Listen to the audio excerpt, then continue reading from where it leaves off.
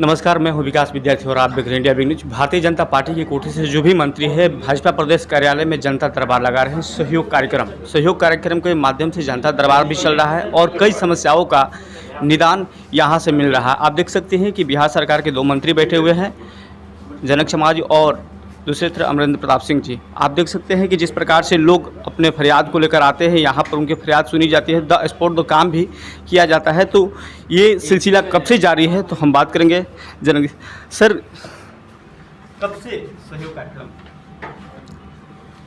इस सहयोग कार्यक्रम में अभी तो चल ही रहा है, लेकिन मुझे बताने में खुशी हो रही है कि भारतीय जनता पार्टी के तत्वाधान में आए दिन 365 दिन का साल होता है, 1825 दिन 5 साल का होता है। भारतीय जनता पार्टी का देव दुर्लभ कार्यकर्ता, वो प्रदेश का नेता हो, जिला का नेता हो और बूथ का शक्ति केंद्र प्रमुख हो, सभी लोग 1825 दिन निरंतर दबे कुचले वंचित समाज के लोगों को दुख तकलीफ में जाना, उनकी समस्या को सुना और सुन करके निराकरण कराना। उसी में कुछ जिले में, पंचायत में, अनुमंडल में कुछ की समस्या का निराकरण नहीं होता है तो भारतीय जनता पार्टी ने कार्यालय में सहयोग कार्यक्रम चला करके जो वंचित समाज का आवाज़ कोई सीओ, वीडियो, अनुमंडल पदाधिकारी नहीं सुन पाते हैं, उनकी आवाज़ सीधे यहाँ से टेलीफोनिक बता करके उनको कार्रवाई कराई जाती है, उनकी समस्या का निराकरण करवाया जाता है।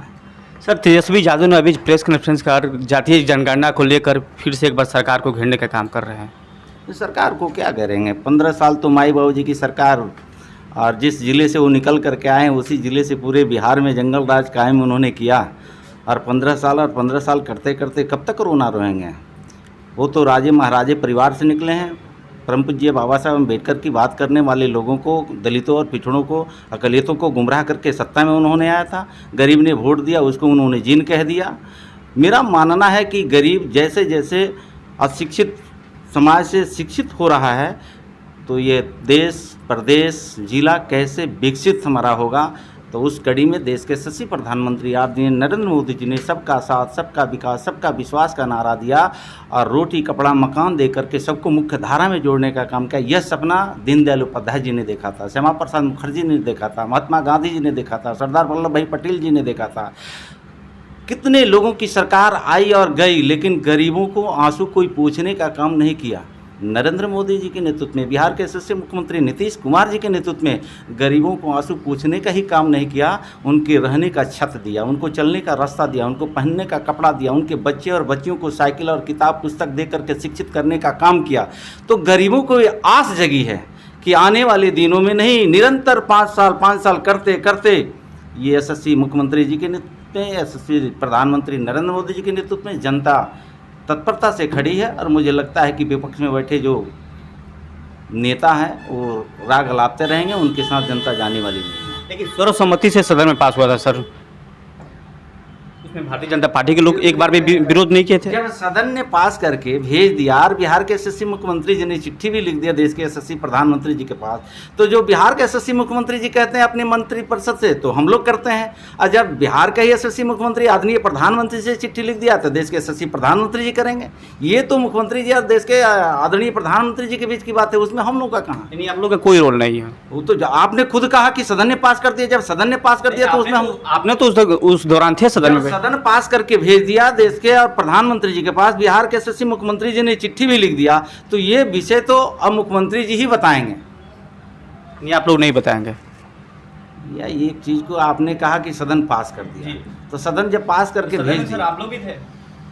मैं तो अभी उस दौरान भी बोल सकते कि नहीं, इस पर हम विरोध करते हैं, इसका मांग नहीं हम खंडन करते, उस दौरान भी सदन बोल सकते थे। अगर उसको जितना आप तूल पकड़ाना चाहें, ये बिहार प्रदेश में जात पात से ऊपर उठ करके राजनीति करने की ज़रूरत है। जिन लोगों ने, आपने ये सवाल पूछ रहे हैं, पूछिए ना उन्हें, जो माई बाबू जी के बेटा हैं, उनके शासन काल में आज़ाद की बात जो हो रही है, परिसीमन उन्होंने कराया। मैं शेड्यूल कास्ट चमार जाति से आता हूँ। ये बिहार प्रदेश में 40 लोकसभा में 56 लोकसभा सीट में 7 रिजर्व था, परिसीमन आपने कराया, 1 MP का सीट आपने कम कर दिया। उसी तरह 40 MLA का सीट 243 में 40 रिजर्व सीट था, उसमें परिसीमन उनके माई बाबूजी के शासनकाल में हुआ, 38 आपने कर दिया। रिजर्वेशन खत्म आपने किया, आरोप हमारे ऊपर मरते हैं। और जब आपका वोट बैंक घट रहा है, माई समीकरण कौन नहीं जानता? आप माई समीकरण चलाते हैं। आज दलित में, अति पिछड़ा समाज में आप राह गलाते हैं, वोट बैंक आपका खिसकते जा रहा है। नरेंद्र मोदी जात की बात नहीं करते हैं, जमात की बात करते हैं।